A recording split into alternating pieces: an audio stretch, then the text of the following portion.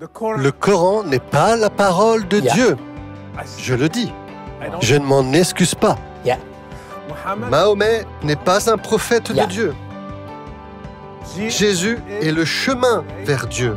C'est à prendre ou à laisser. Mais je le dis avec amour. Amen. Je ne déteste pas les musulmans. No, never. Ils sont ma famille. Ce sont des gens autour de moi, je les aime. Mais voici le problème. Certaines personnes veulent simplement parler du Christ, mais ils ne veulent pas toucher aux autres religions.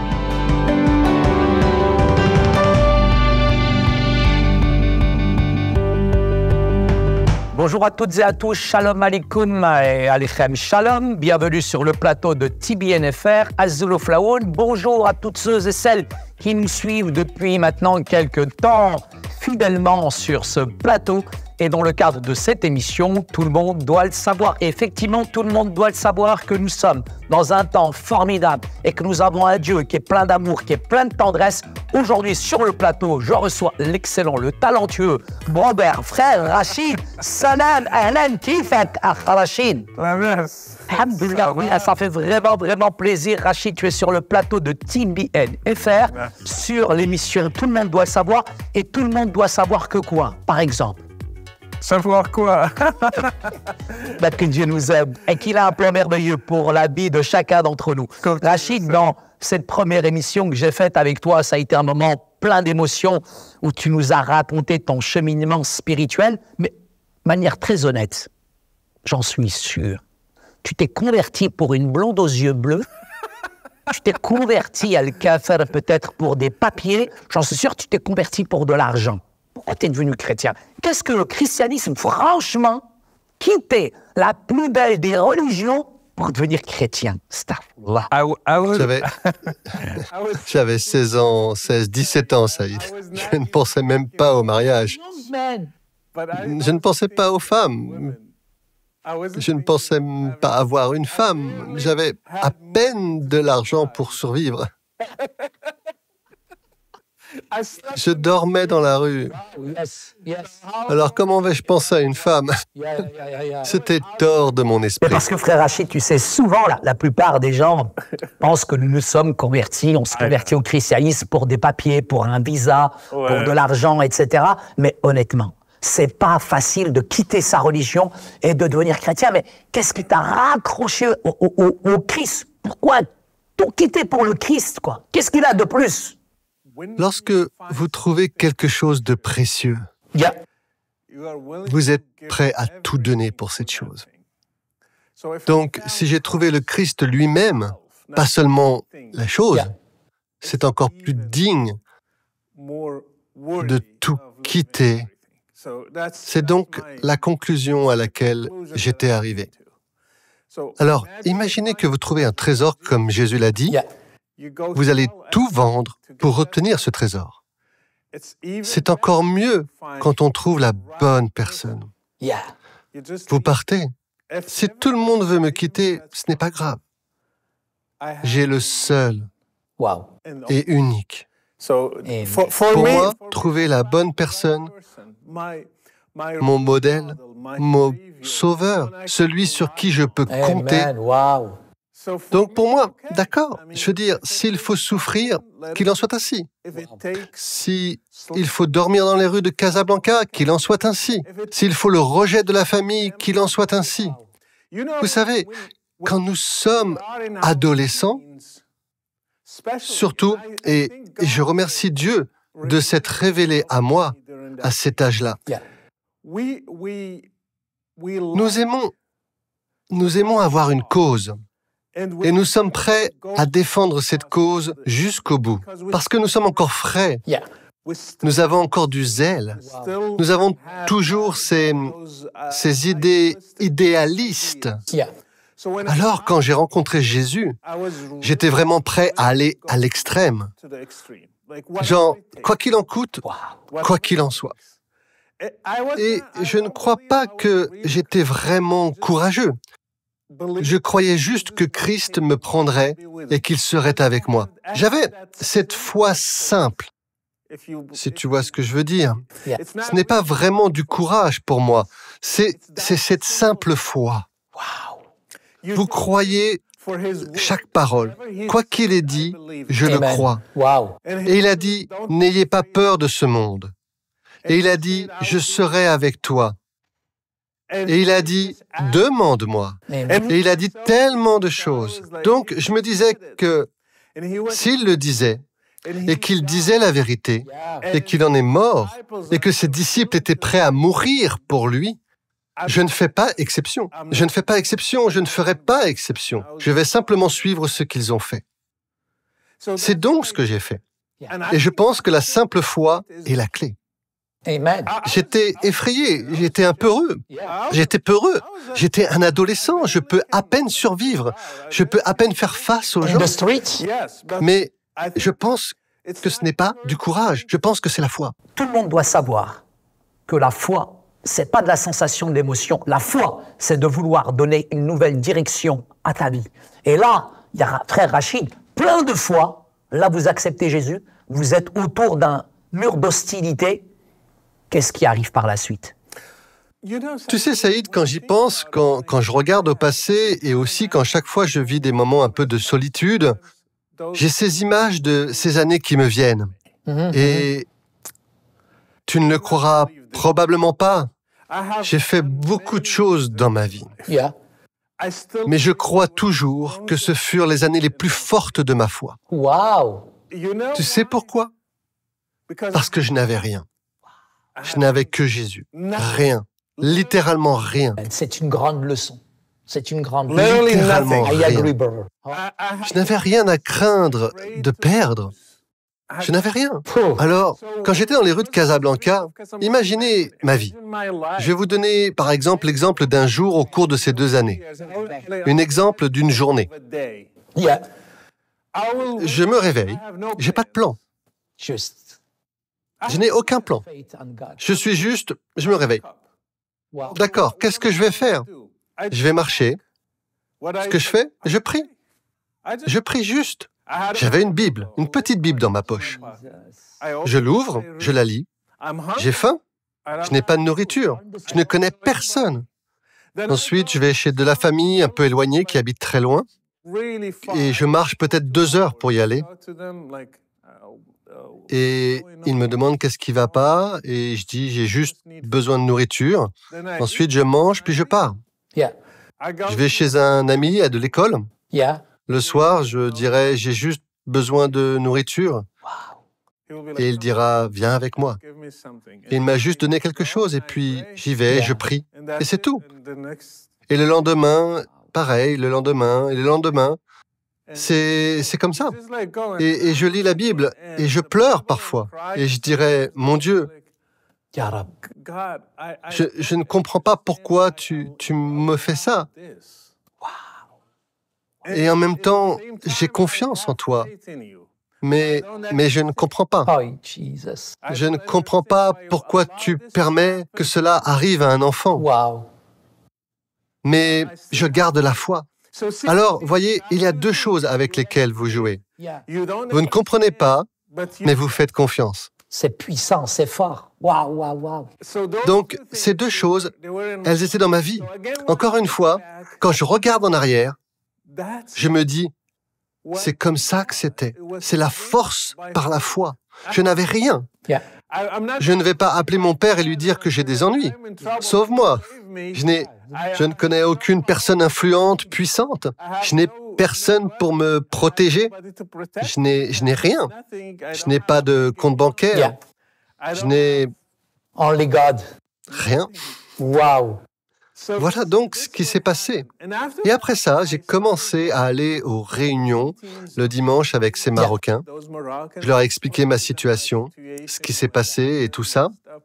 Et certains d'entre eux m'ont permis de dormir 2 jours chez eux, d'autres 3 jours. Ça aide. Et certains autres missionnaires aussi m'ont proposé parfois de rester chez eux quelque temps. Et puis le premier missionnaire que j'avais contacté, et il m'a dit « Rachid, tu traverses beaucoup de choses. Viens vivre avec nous. Wow. » C'était donc pour moi une réponse à la prière.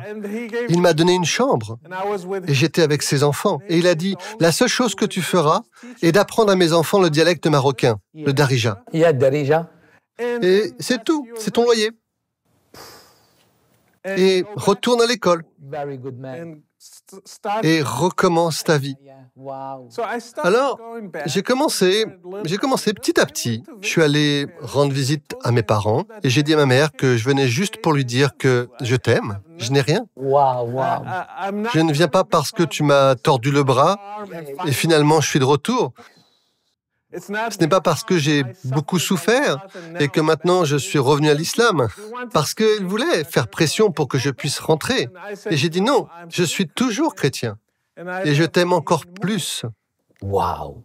Cela a commencé à changer toute la perspective, le tout. Même ma mère, probablement dans son esprit, elle se demandait qu'est-ce qui le pousse à accepter tout cela Yeah. Wow. et à continuer. Il y a quelque chose. Et même mes frères et sœurs, ils étaient plus jeunes, ils n'arrêtaient pas de me poser des questions. Qu'est-ce que c'est? Qu'est-ce que tu as fait? Qu'est-ce qui se passe? Tous. C'est donc là que ma vie a reprise petit à petit.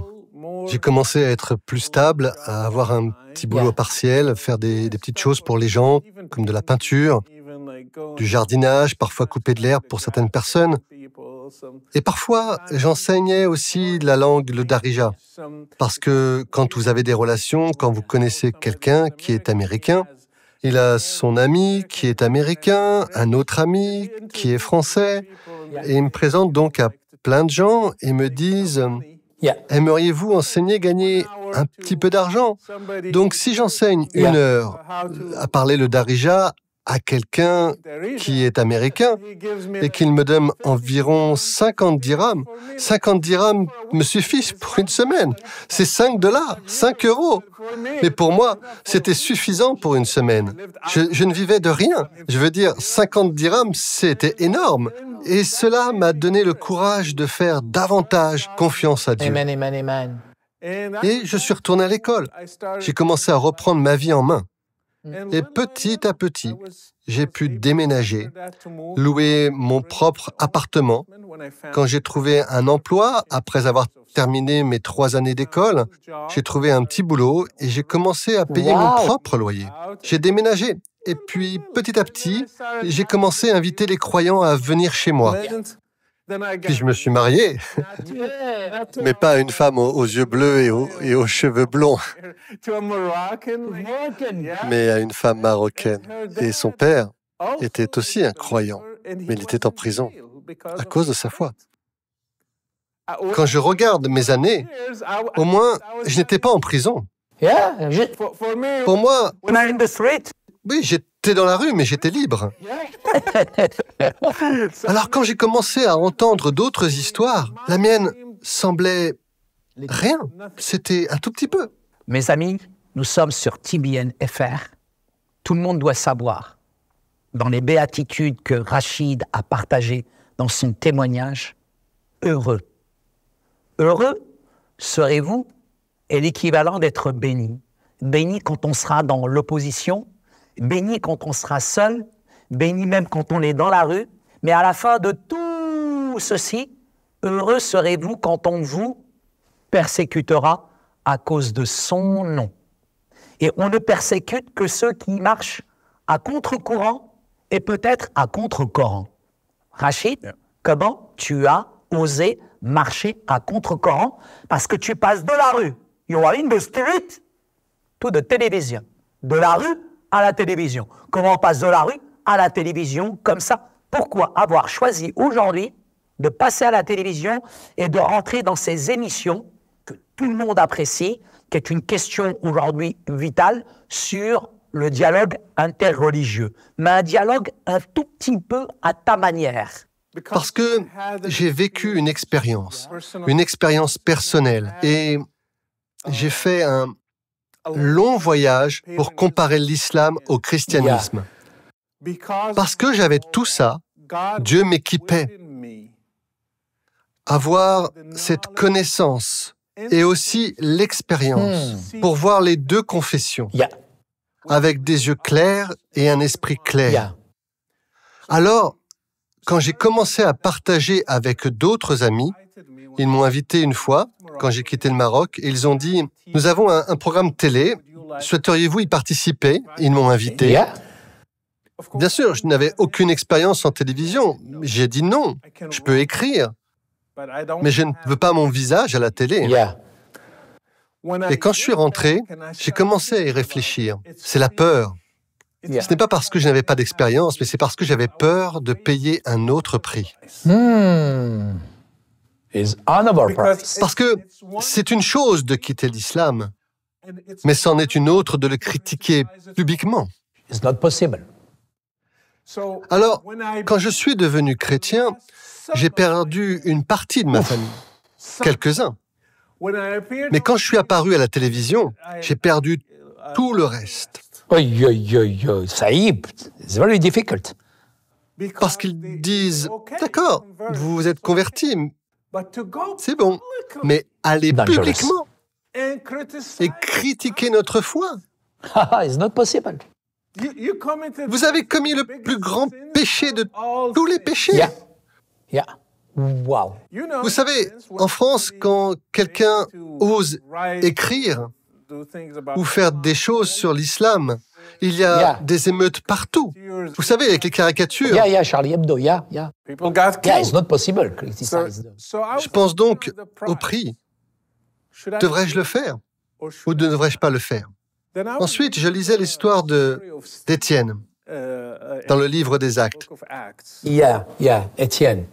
Je l'ai lu et je me suis dit, mais nous sommes des lâches. Nous sommes des lâches.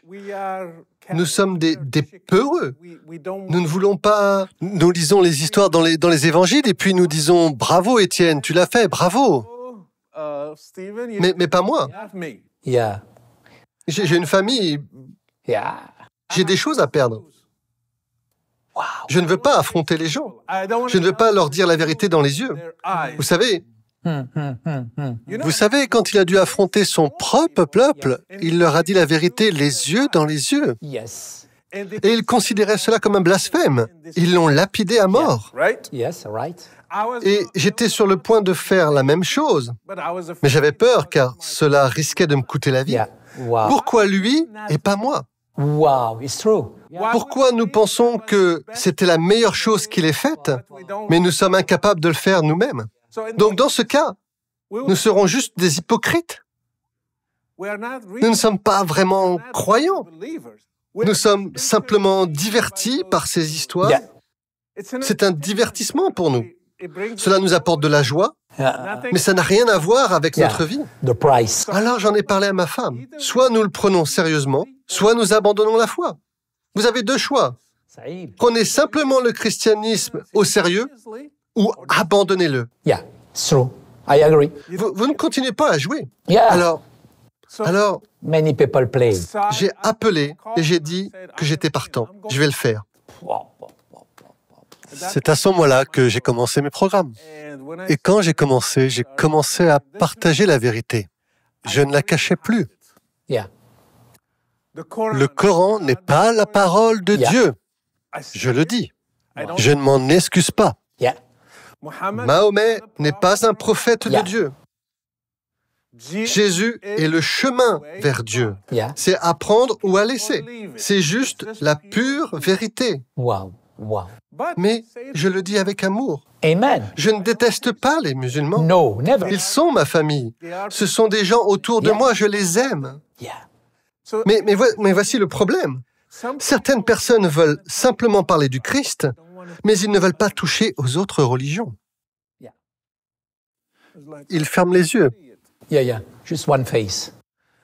et ils disent « parce que c'est l'amour Yeah. ». Mais ils oublient l'autre moitié. Wow. Alors, ils sacrifient la vérité au nom de l'amour. Yeah. Et certaines autres personnes veulent dire la vérité sans amour. Votre prophète est un tueur, votre prophète est ceci, il est cela. Yes. Mais ils sacrifient l'amour au nom de la vérité. Amen. Amen. Amen. Yeah. Il faut donc garder les deux. Yes. Together. Parce que j'étais musulman. Yeah. Et que si quelqu'un était venu me voir en me disant « Votre prophète est un tueur, votre religion est fausse », Not good. Je lui dirais simplement, va-t'en, pars. Mais s'il venait vers moi et me disait, écoute Rachid, je t'aime, et je veux que tu saches certaines choses, il serait très difficile pour vous de l'entendre, mais je pense que c'est une bonne chose. Lis cela. Je serais comme, ok, je vais y penser. C'est donc ce que je fais. Je présente la vérité sur le Coran et Mahomet. Mais j'essaye autant que je peux de montrer de l'amour aux musulmans. Alors quand vous me posez des questions sur le Coran, oui, le Coran n'est pas la parole de Dieu. C'est plein de choses contre Christ.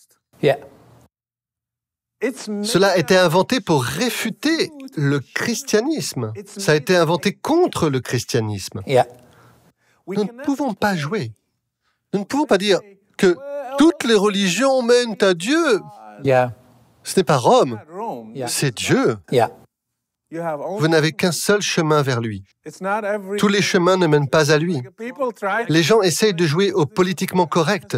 Embrassons-nous les uns les autres, prenons quelques photos, nous sommes tous pareils. Et les religions sont toutes les mêmes désormais. Non, ils ne sont pas tous pareils. Certaines religions peuvent tuer et détruire. Et certaines religions peuvent répandre la paix et l'amour. Vous ne pouvez pas me dire qu'ils sont tous les deux pareils. Certaines religions peuvent donner naissance à Daesh, à Al-Qaïda, au Hamas. Certaines religions donneront naissance à des personnes comme Étienne, mort. Il n'a rien fait. Comme Jésus, il est mort. Comme Paul, il est mort. Comme Pierre, il est mort. Ils n'ont rien fait de mal. Ils n'ont rien fait de mal à personne. C'est pourquoi nous devons être très clairs à ce sujet. Nous disons la vérité avec amour. La vérité marche avec l'amour. Et les deux ne peuvent pas se dissocier, mais en même temps, Rachid, quand on prend le texte biblique, en tant que chrétiens, nous sommes condamnés aujourd'hui à aimer les musulmans. Dieu nous demande d'aimer nos propres ennemis. Et ce que je peux remarquer à l'intérieur de toi, tu es vraiment habité par cette humilité, par cet amour en même temps. Et indéniablement, on sent à quel point tu aimes, en tout cas, les musulmans.